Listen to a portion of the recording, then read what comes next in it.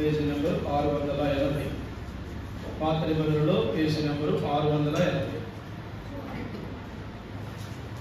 విలాప వాక్యములు 1వ అధ్యాయము 4వ వచనాన్ని మనందరం కలిసి చదువుకుంటాం. విలాప వాక్యములు 1వ అధ్యాయము 4వ వచనాన్ని మనందరం కలిసి చదువుకుంటాం. నియమక కుటుంబములకు ఎవరు రారు కనుక జీవన మార్గంలో ప్రలాపిస్తున్నవి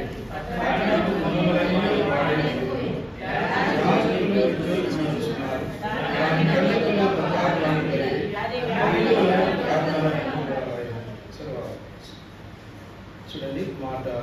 కొరింథీయులకు రాసిన మొదటి పత్రిక 11వ అధ్యాయము 28వ వచనం మనందరికీ తెలిసిన వాక్య భాగము. చూడండి, కొరింథీయులకు రాసిన మొదటి పత్రిక 11వ అధ్యాయము 28వ వచనం మరలా అందరం కలిసి చదువుకుంటాం. క్రొత్త నిబంధనలో పేజీ నంబర్ 153 28వ వచనం. కాబట్టి మనుషులను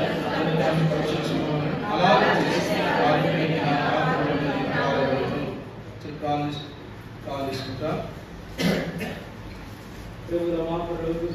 పరిశుద్ధమైన మా ప్రభా, నామకేవలం స్తోత్రాలు చెల్లిస్తున్నాం. వ్యాపారమైన ప్రేమిక చేత వరకు మమ్మల్ని కాపాడుతూ మీ కృపలో మమ్మల్ని భద్రపరుస్తూ వచ్చిన దేవా మీ స్తోత్రాలు. దయగా తండ్రి, మీరు త్వరగా రాబోతున్నారు. మా ప్రణతండి అయితే మా ప్రణతండి వాని మా ప్రణతండి ప్రేమను బట్టి ప్రతిఫలించిన దేవుడు అయానా తండ్రి, ఈ సంవత్సరం అంతట్లో మీ సన్నిధానంలో అనేక ప్రయాణాలు తగ్గిపోతూ వచ్చిన వారు ప్రభా కరుణించము, దేవా కనికరించండి. మీ సన్నిధానంలో సహాయపడుతున్నాను దేవా, తండ్రి మీకు అప్పగిస్తున్నాను. ప్రభా సహాయం చేయండి, ప్రభా చూపించండి. ప్రభా మీ శిలువ యొక్క ప్రోక్షణ మా మీద కోరుకుంటూ వస్తున్నాను, కనికరించండి. చెవి గలవాడు ఆత్మచిత్త సంగతులు వినుడుగా కన్నారు.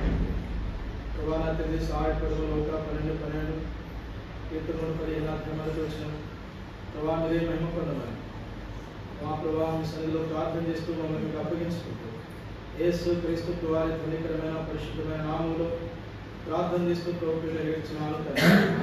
ఆమేన్. విలాప వాక్యములు 1వ అధ్యాయము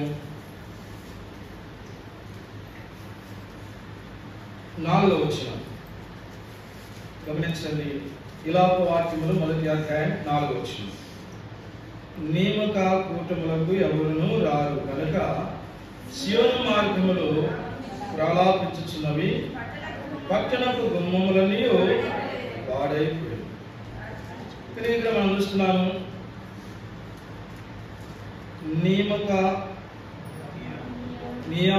నియామక కూటములకు ఎవరునూ రారు గనుక సియోను మార్గములు ఏమైనా ప్రలాపించుచున్నవి, పట్టణపు గుమ్మములన్నీ పాడాయి. దేని బట్టి పాడైపోయింది? ఈనాడు దేవుని కృపను బట్టి మనము 2024 సంవత్సరం డిసెంబర్ 29వ తేదీ ప్రభువుల దగ్గరికి మనం వచ్చినాం.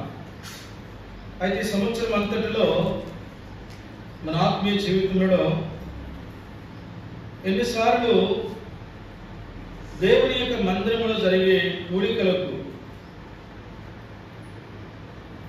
లేక బయట జరుగుతూ వచ్చిన మరి కూడికలకు, సువార్త కూడికలకు నవంబర్ మాసం నుంచి మనము ప్రతి ఇంట సువార్త కూడికగా ప్రతింటిలో మనము కూడిక కలిగి ఉన్నాము. ఎన్నిసార్లు దేవుని యొక్క సన్నిధిలో ఒకసారి మనం ప్రశ్న వేసుకోవాలి. ఎన్నిసార్లు మనము దేవుని యొక్క మందిరంలో దేవుని యొక్క ఆరాధన కూడికలకు వచ్చారు, ప్రభువును స్తుతించడానికి వచ్చిన. ఎన్ని మంగళవారాలు దేవునికి వచ్చిన, ఎన్ని గురువారాలు బైబిల్ స్టడీకి మనం వచ్చినాం, లేక ఎన్ని శనివారములు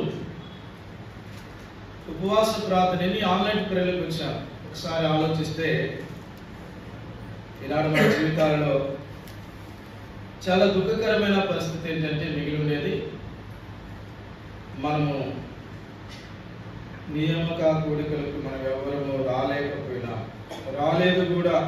రాలేదు అనేది అందుని బట్టి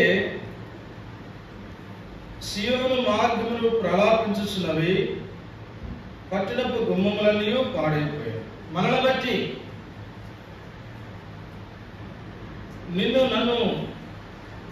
మనల్ని బట్టి దేవుని యొక్క మందిరములో రాని నియామక కూడికలకు, నీ యొక్క వార కూడికలకు, లేకపోతే మంగళవారము సంఘ ప్రార్థనకు, లేకపోతే మనము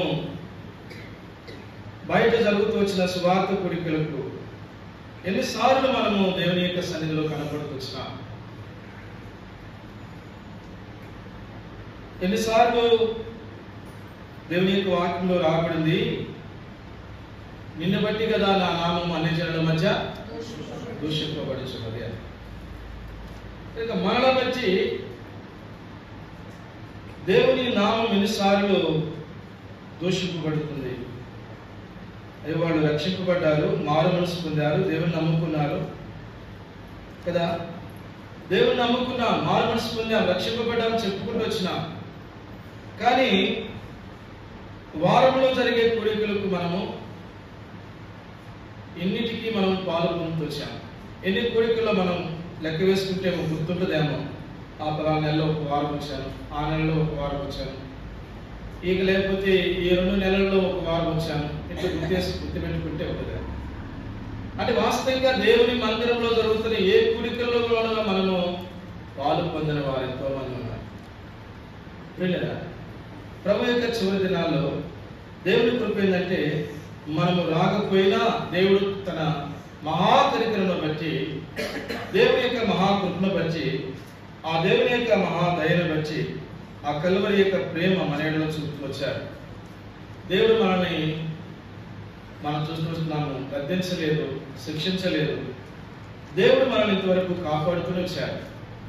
ఎందుకంటే ఆయన దేవుడు ఎలాంటి వాడంటే దయా దాక్షిణ్యము కలిగిన వాడు కనుక, కరుణా సంపన్నుడు కనుక, జాలి కలిగిన వాడు కనుక దేవుడు మనల్ని ఇంతవరకు కూడా కఠినంగా శిక్షించలేదు. కానీ దేవుడు కృప చూపుతూ వచ్చినారు.